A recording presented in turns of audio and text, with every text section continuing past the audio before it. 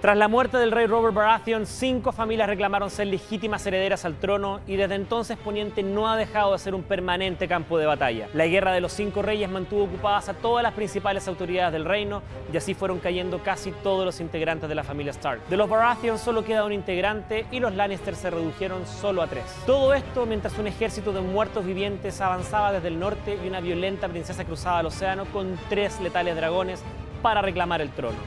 El invierno llegó y este es el especial de Game of Thrones en CNN. Claudia, ¿cuáles son los principales personajes de Game of Thrones? A ver, es muy importante entender que dentro de la serie hay varias familias disputándose el trono de hierro, que es el símbolo de máximo poder que hay en Westeros, que es este continente donde se desarrolla la serie. Y estas familias son los Baratheon, los Lannister, que al principio de la serie ostentan el poder. Están también los Stark, que de alguna manera están en medio del conflicto. Okay. Están también los Tyrell, que son como los nuevos ricos. Y están los Greyjoy. Ahora, dentro de todas estas familias que disputan el trono, hay otra persona que legalmente merece sentarse en ese trono, pero que no forma parte de esta familia, y ella es Daenerys Targaryen. Yo le digo como la rubia de Game of Thrones, que seguramente has visto en alguna parte de internet. Y ella pertenece a la dinastía Targaryen, que durante muchísimo tiempo gobernó Westeros, gobernó Poniente, hasta que a su papá lo destituyeron por loco. Mataron a toda la familia, mataron a todos sus dragones, porque ellos eran una dinastía que criaba dragones, pero ella se salvó y se fue al exilio. Ya, entonces, la historia de Daenerys Targaryen en Game of Thrones es ella desde el otro lado del mar, conquistando ciudades, aprendiendo a gobernarlas, haciendo su buen ejército, para algún día volver a Westeros a conquistar y a recuperar el trono que por sangre le corresponde porque se le fue arrebatado a su padre. Entonces, Daenerys es la chica que aparece en internet. Sí. Y el otro que sale en los Funko Pops y en todas las fotos de HBO es Jon Snow. Sí. ¿Quién es Jon Snow? Jon Snow es el personaje que hace Kit Harington en la serie. Hay una cosa muy importante que tienes que entender sí o sí si es que no has visto la serie, y es que la familia Stark es muy importante. Son la familia, yo diría, principal de la serie. Ya. Y el patriarca de esta familia es Ned Stark, y es probablemente el único personaje 100% bueno que tiene Game of Thrones. Es el representante de la decencia. De la decencia, de ser siempre derecho con sus amigos, con la gente a la que sirve. Es realmente el único personaje bueno. Y Jon Snow es su hijo bastardo. Perdón, ¿Ya? soy millennial. Me parece que es un término políticamente incorrecto decir bastardo. ¿A qué se refiere? A ver, bastardo se le llama a los hijos que nacieron fuera del matrimonio, de un matrimonio de nobles. Ned Stark se fue a la guerra y después de muchísimo tiempo volvió a su casa a reencontrarse con su esposa, con la que estaba casado legalmente, pero volvió con un hijo que tuvo durante la guerra mientras estaba fuera de casa con otra mujer.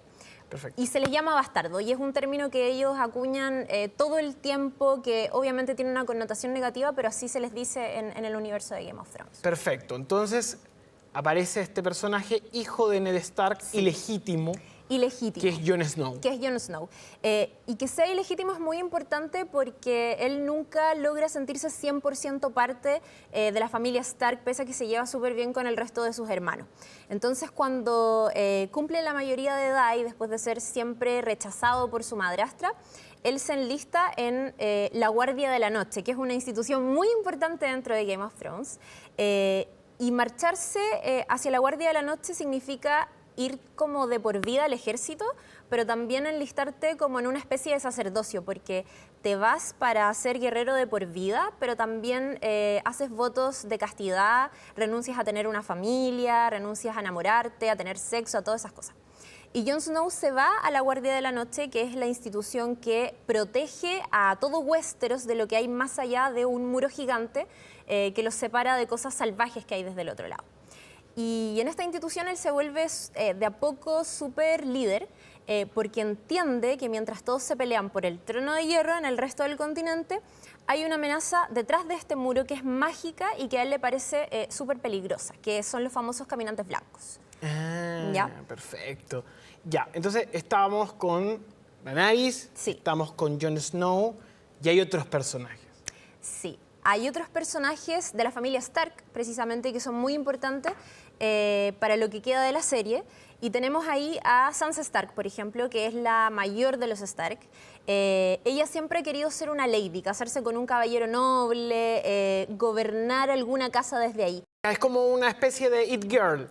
Sí, le encantan los vestidos, le encanta como ser fina, es algo que ella aprecia muchísimo. Okay. Pero ha tenido muy mala suerte a lo largo de la serie en busca de este sueño porque ha sido constantemente emparejada con tipos que no han sido de su agrado y particularmente con dos que son como los peores psicópatas que tiene Game of Thrones y me atrevería a decirte que son como los villanos más feroces que ha tenido en la televisión en el último tiempo. Y para mí el verdadero viaje de Sansa Stark comienza cuando ella se da cuenta que le ha ido tan mal en este destino de ser una lady que decide regresar a su casa esperando que el destino le tenga algo deparado.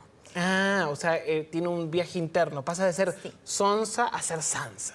Sí, mucha gente dice eso. Mucha gente dice eso y en algún sentido el viaje de Sansa siento que comienza a cerrarse ya en la última temporada cuando ella regresa a su casa y se transforma en la lady que siempre quiso ser, en la lady de Winterfell, que es la casa, es su hogar, pero sin un marido, sin un caballero noble al lado, sin una pareja masculina al lado. Ah, o sea, eso es como un viaje feminista. Sí, y es muy importante porque en los últimos episodios ella se ha vuelto una verdadera estratega política, o sea, como después de todo lo que ha pasado, desarrolló cierta inteligencia después de ser traicionado un montón de veces. Entonces dice, me retiro de mi estilo, Sí. voy en otra dirección. ¿Qué otro Justamente. personaje es clave sobre los Stark? Bueno, está Arya Stark, que es la hermana, la mujer menor que queda de los Stark viva, que es todo lo contrario a Sansa, que ella nunca se sintió cómoda con con la figura de ser lady, le cargaba los vestidos.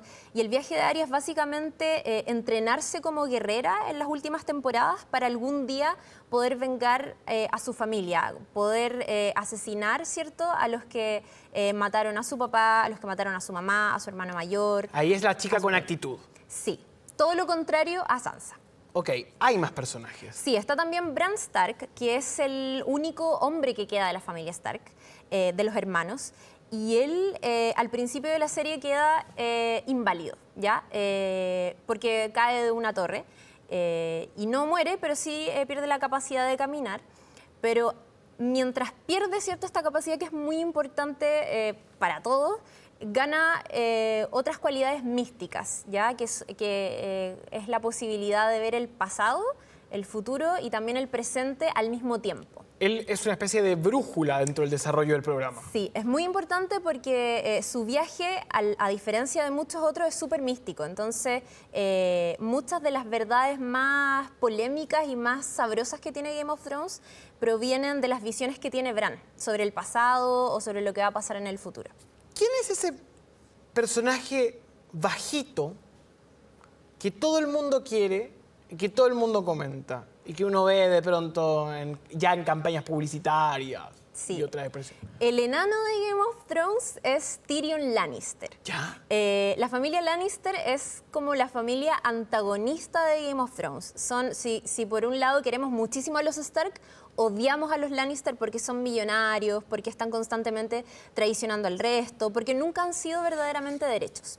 Pero si hay alguien a quien le tenemos realmente buenas a Tyrion Lannister, él, a diferencia de sus hermanos y porque tiene muchísima plata, al principio de la serie es como se dedica a carretear, a pasarlo bien. Ah, es como Nano Calderón.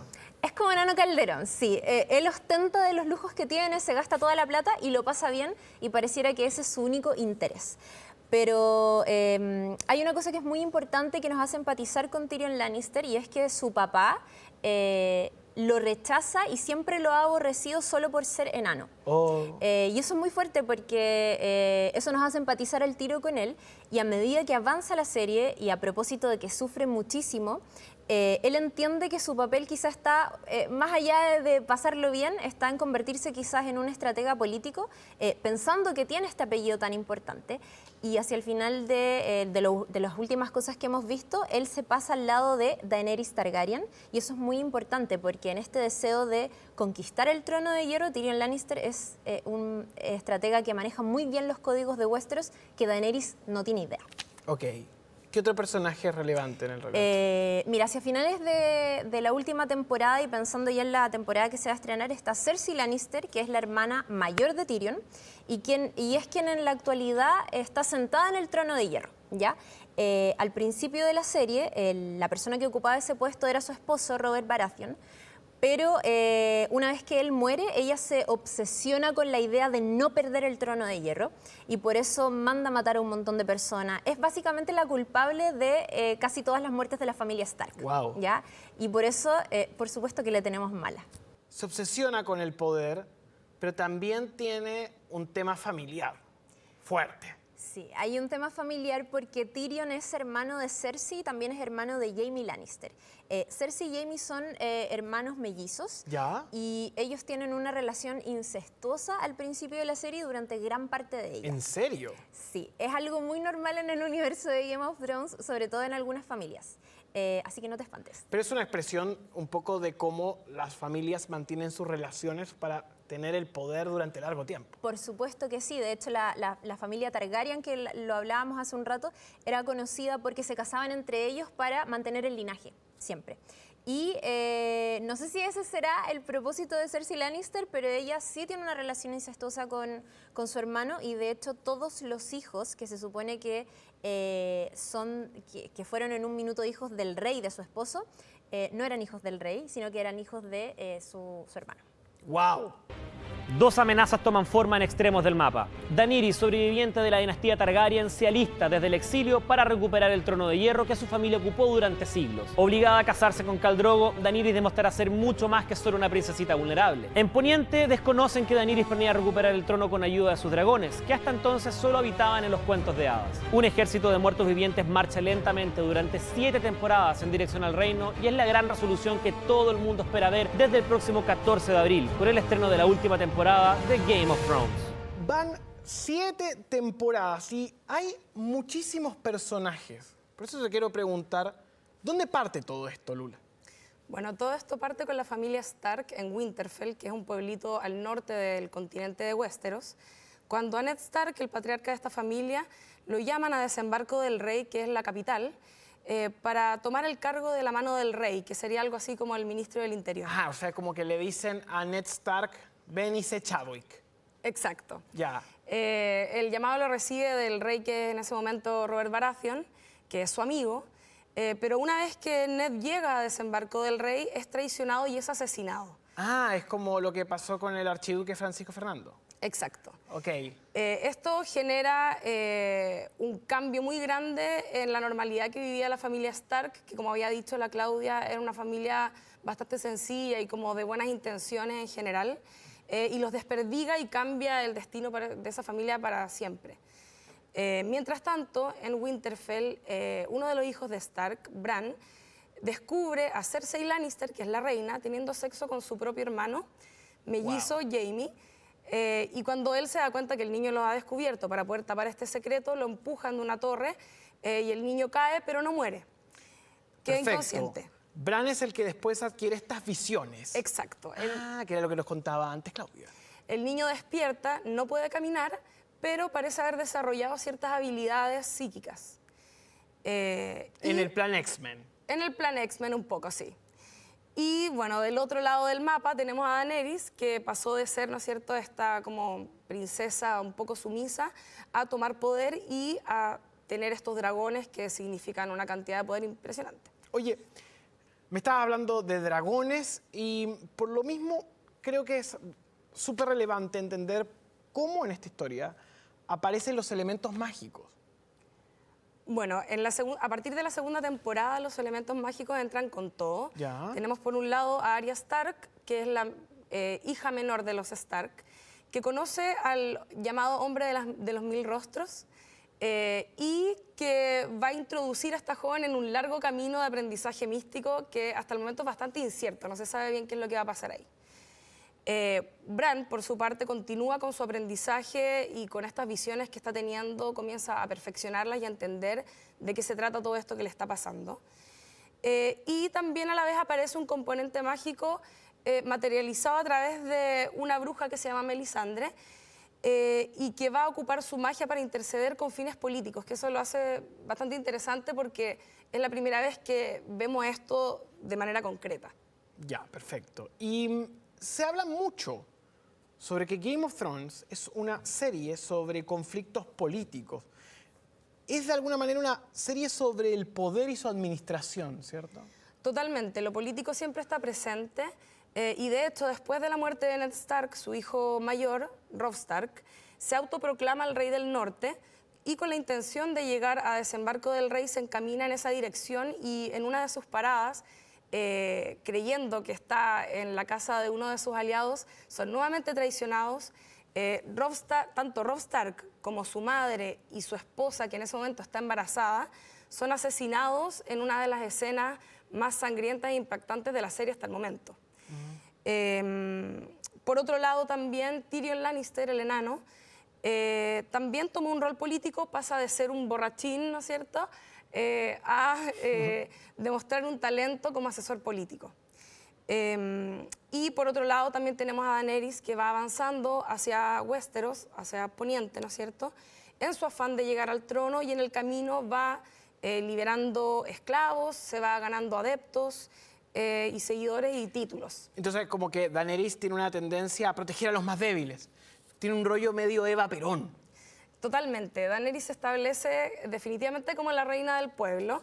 Es la liberadora de esclavos, rompedora de cadenas, madre de los dragones y ahora cuenta con un letal ejército, pero tras una breve estadía en la ciudad de Meereen, se va a dar cuenta que en realidad gobernar es harto más difícil de lo que ella pensaba. Así como, oye, basta de este tema como de hacerlo tan guerrillero y el poder y ejercer cualquier tipo de administración es más compleja que simplemente decir que quieres el poder. Exacto, complacerlos a todos se le vuelve una tarea muy difícil y pronto se empieza a dar cuenta que a veces tiene gente que se le va en contra. Ah, es como una alcaldía al Frente Amplio. Exacto. ¿Qué fue de los Stark durante el desarrollo de esta temporada? Bueno, luego de lo que ocurre con este asesinato, ¿no es cierto?, a Robb Stark, a su madre, Arya, la hermana menor de los Stark, jura venganza y eso va a marcar su viaje de ahora en adelante. Va sumando nombres a su lista y a la vez va a viajar a la ciudad de Bravos, donde va a encontrarse con el hombre de los 1000 rostros y va a empezar un entrenamiento muy duro que incluso la va a dejar ciega durante una temporada. Wow. Luego recupera su vista, pero es todo parte de un entrenamiento muy duro. Por otro lado, también Sansa lo ha pasado pésimo durante toda la serie. Ella siempre quiso ser una lady y finalmente terminan emparejándola constantemente con hombres que no son de su agrado, que son algunos psicópatas incluso. Puros papanatas. Puros papanatas y está ahí atrapadísima. Y por último, bueno, Jon Snow es elegido líder de los Guardias de la Noche, pero luego es traicionado por sus pares y termina siendo asesinado por ellos. ¿Pasa algo bueno en esta serie para los personajes? Porque tengo la impresión de que siempre ocurren cosas malas a cada uno, pero no parece así, si uno lo profundiza. A partir de la temporada 6 empiezan a pasar algunas cosas buenas, sobre todo para los Stark. Jon Snow es resucitado gracias a esta bruja Melisandre que habíamos mencionado en algún momento y se marcha del muro de una vez por todas. Sansa Stark al fin puede reunirse con los suyos, que eso es algo muy positivo, se aleja de todos estos hombres dañinos. Y Arya Stark también vuelve y logra parte de su venganza cuando asesina a este hombre que traicionó a su familia y que mató a gran parte de ella. Por otro lado, Cersei Lannister no lo pasa tan bien en esta temporada, no solo es humillada por unos extremistas religiosos, sino que además termina por perder a los hijos que le quedaban vivos. Y finalmente, Bran Stark sigue con sus visiones, las ha perfeccionado a niveles muy altos y muy finos, y tiene una visión que va a cambiar la historia por completo. Y esta visión lo que nos cuenta finalmente es que Jon Snow no era un simple bastardo como nosotros pensábamos, sino que es hijo nada más y nada menos que de un Targaryen y un Stark. No. Heavy metal. heavy metal. Entonces, ¿con qué nos encontramos en resumen cuando llegamos a la última temporada? Bueno, en la última temporada Jon Snow conoce a Daenerys, que es un momento muy emocionante, y se terminan por enamorar sin saber él que ella es su tía. Wow. Por otro lado, la amenaza de los White Walkers también se vuelve un problema real, a tal punto que incluso deja de lado un poco este conflicto político. Pasa a segundo plano y es como tenemos que concentrarnos en esta amenaza que viene del norte. Y finalmente, y lo más impactante creo yo de esta temporada, es que el Señor de la Noche, el Rey de la Noche... El Señor de la Noche, mitad hombre, mitad animal, como dice la canción. El Rey de la Que Noche realmente es mitad hombre, mitad animal, ¿no? es mitad hombre, mitad muerto, no lo sé. Ya. Son como una especie de zombie extraño. Y él logra matar a uno de los dragones de Daenerys, lo que es terrible para ella porque son como sus hijos, pero lo revive como un caminante blanco, como un animal caminante blanco. Y de esta forma se logra algo que no se había logrado nunca, que es derribar el muro que separa a todo este territorio salvaje del resto del continente, y ahora sí que sí, la amenaza ya es real. El invierno ha llegado con todo.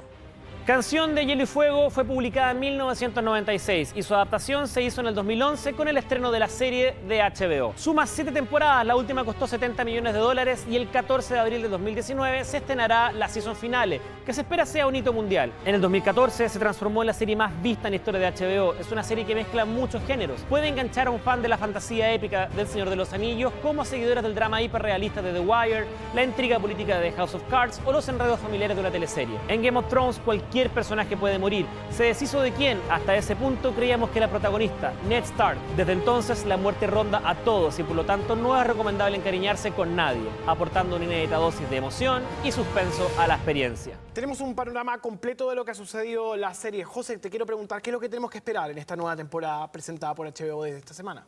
La última secuencia que nos regaló la temporada anterior es la presencia de un dragón zombie, que es uno de los dragones de Daenerys Targaryen, que el Rey de la Noche lo convirtió en un White Walker más. El dragón zombie finalmente botó un muro que no se había caído en miles de años y el ejército de la noche está avanzando hacia el sur y viene con la promesa de eliminar todo tipo de vida. O sea, eso cambia completamente el escenario de lo que veníamos conociendo por la serie. Pero, ¿en qué bloques se están organizando los personajes? Como al comienzo esto era más bien una estructura más coral, con muchos personajes desperdigados en el mapa, hoy la atención está concentrada en 3 puntos. Ya. Tenemos por un lado donde están nuestros favoritos, que es la historia que queremos ver realmente, que está ocurriendo en Winterfell. Ahí tenemos la alianza entre Daenerys y Jon Snow, y con ellos la familia Stark, algunos Lannister que se han redimido, tenemos personajes muy queridos como Tormund, Davos Seaworth, en fin, lo mejor de cada familia está instalado en Winterfell, esperando lo inevitable que va a ser la llegada del Ejército de la Noche. La única que pareciera que no entendió que esa era la real amenaza es Cersei, que se quedó en la capital. Ella sigue en King's Landing, sigue sentada en el trono, sigue creyendo que el trono va a tener algún grado de relevancia. Incluso su mayor aliado, que era el hermano mellizo, con quien ya dijimos que tenían una relación un poco incestuosa, Un poco. derechamente incestuosa, la abandonó. Por lo tanto, ella le queda un nuevo aliado que se hizo, que es Euron Greyjoy, a quien envió a contratar a la Compañía Dorada, que son como una suerte de mercenarios, un ejército de élite de mercenarios que es el único poder militar que le estaría quedando a ella. Y bueno, por supuesto, el tercer bloque en conflicto y en tensión es el Ejército de la Noche, que pasó de ser este ente un poco homologable a una fuerza de la naturaleza, pero hoy pareciera que incluso tienen estrategias. Convertir un dragón en un dragón zombie nos da luces de que tienen una agenda también ellos. Y todo eso se va a poner en juego hoy. Ahora, va a haber una gran batalla. Claro. Inevitablemente, como toda fantasía épica, todo se va a resolver en un gran clímax que va a ser la gran batalla, que es lo que estamos todos esperando en realidad. Como te comentaba, toda esta facción que está en Winterfell va a tener que enfrentarse a lo que ya se sabe, se conoce como la batalla de Winterfell. Es una batalla que incluso en la producción representó un esfuerzo tremendo. Fue muy demandante para todos, para todo el elenco, para todo el equipo. Grabaron durante 11 semanas, todas las noches consecutivamente. Increíble. Increíble. Este es el tercer capítulo. Ya sabemos que va a ser el tercer capítulo porque es el capítulo más largo. Es un capítulo que dura 1 hora con 22 minutos. Una película. Es básicamente una película. Lo mejor de una película de fantasía épica. Oye, quedan solo 6 capítulos. ¿Puede pasar algo inesperado? Bueno, como queda tan poco, es difícil esperar grandes giros. Sin embargo, hay ciertos secretos que todavía están ahí y que pueden jugar un rol importante. Son secretos tanto, información que no se ha revelado tanto a la audiencia como a los propios personajes. Ya lo mencionamos antes, Bran y Sam son 2 personajes que han estudiado mucho y ellos saben que Daenerys Targaryen y Jon Snow, quienes están empezando a cultivar una relación amorosa, serían tía y sobrino respectivamente. ¿Qué? Aparte de ser muy raro, aparte de ser un poco incesto dentro de este universo que, bueno, es algo que ha ocurrido, también tiene ciertas implicancias en la estructura política porque Jon Snow, al ser hijo de Rhaegar Targaryen, vendría siendo el legítimo heredero al trono de hierro. Por lo tanto, las aspiraciones de Daenerys pasarían a segundo plano. Ahora, ¿nos importa realmente el trono de hierro con este ejército que viene avanzando? Y yo creo que esa es la reflexión final sobre la serie. Vemos que hay un montón de conflictos, como lo que ocurre en el mundo moderno, pero parece que la caída de este muro y la llegada de estos caminantes blancos representa, cuando se promociona que el invierno viene, que es una gran analogía al calentamiento global y a lo que ha ido sucediendo con respecto a la situación geopolítica mundial. No hay duda de que es una fábula que es completamente compatible con nuestro tiempo. En ese sentido, tú como fan, ¿tienes alguna expresión que esperas dentro de lo que vaya a pasar? Definitivamente Game of Thrones tiene un correlato con la realidad permanente, desde Daenerys y sus dragones, como la fuerza nuclear, la presencia de un muro que nos está como separando de lo salvaje, de esa otredad. Y por supuesto se viene especulando que el ejército de la noche, el invierno, el largo invierno, es derechamente el calentamiento global. Podría yo como fan esperar que murieran todos los personajes. Puede sonar un poco osado, pero es muy consecuente con el estilo del escritor, por lo menos. R.R. Martin es un personaje que en términos de matar personajes, es un escritor, perdón, en que en términos de matar personajes no tiene mucho apego. Lo hace fácilmente. Ok. Eso puede ocurrir. ¿Sería capaz? Es capaz de hacerlo.